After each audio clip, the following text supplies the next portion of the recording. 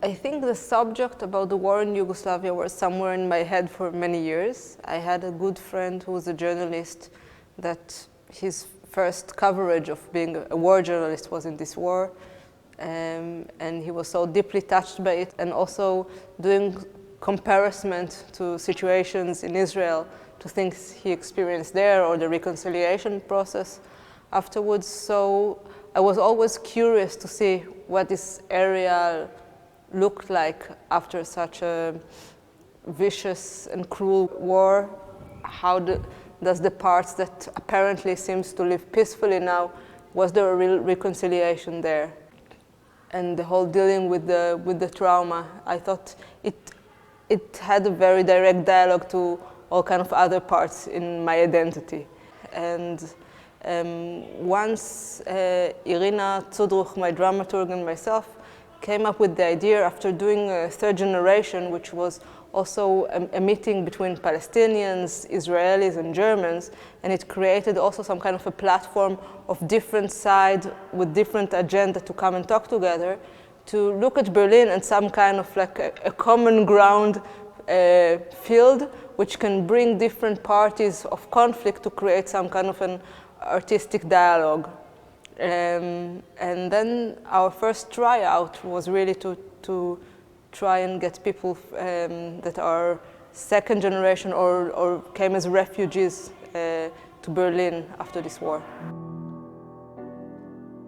We did not have a clue that the piece would be about this trip. Usually when we do those research projects, then we start in the beginning, something between 2-3 first weeks, just researching together. So meeting experts, doing field trips. And a lot of times it just opens a window to the world that we want to touch or to the feelings to come up. But because this is really such a complicated and loaded matter, somehow it became very clear that the trip there brought up so many things. So the most interesting thing that happened inside the group was actually the trip itself. So then from there it started to grow that the piece would be a reflection on the trip.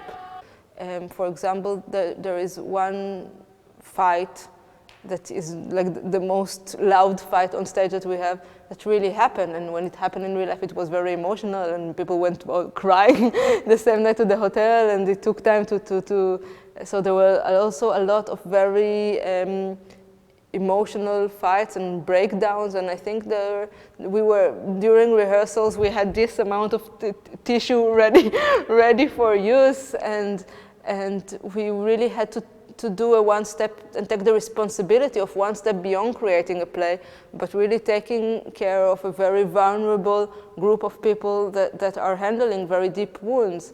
So we had a routine of doing massage and Reiki to each other sometimes in rehearsals, and to have private talks. So until a certain point, it didn't really felt like a normal rehearsal process. So it's as if a play kind of erupted out of a very personal group therapy process.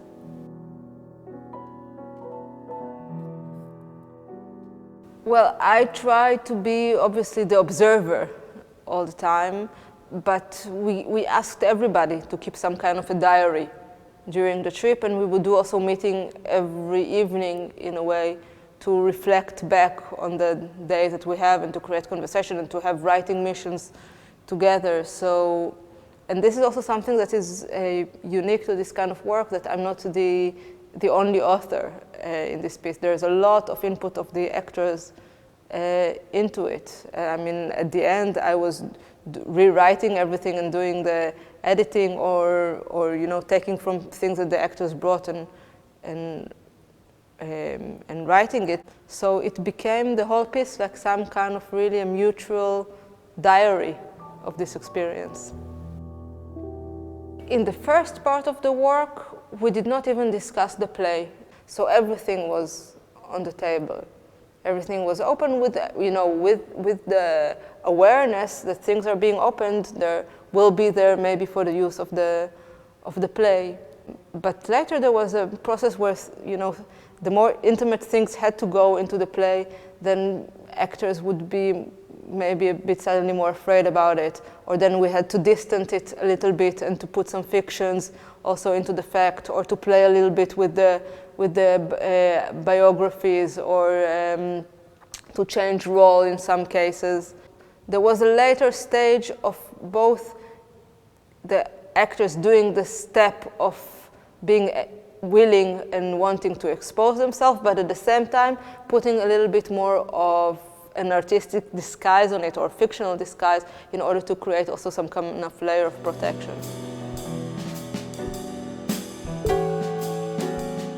I think somehow you see this reflection through also the presence of Orit and Nils in the play. Just because in the first look you don't understand why actually you do need the Israeli and the German inside the Balkan group. But I thought that this is also something that makes the piece a piece about a human or an international subject. It's not really specifically about the war on the Balkan.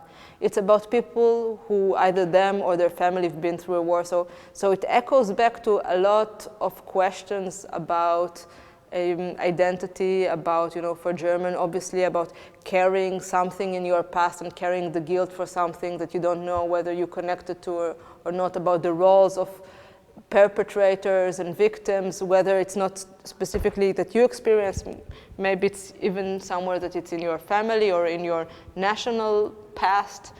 Questions about the ability to forgive, the ability to move on, what do you want to remember, what does it mean actually to survive a war? Because historically we think a war is over, everything is okay, now there's peace, people should be happy, but then you understand how those wounds, of course, are very deep there inside the people who live there and they never go away, but how they echo even sometimes from one generation to another. And I think Germany and Israel are two very vivid examples also to look at it. So I think it creates some kind of dialogue about the subject and not just about the war.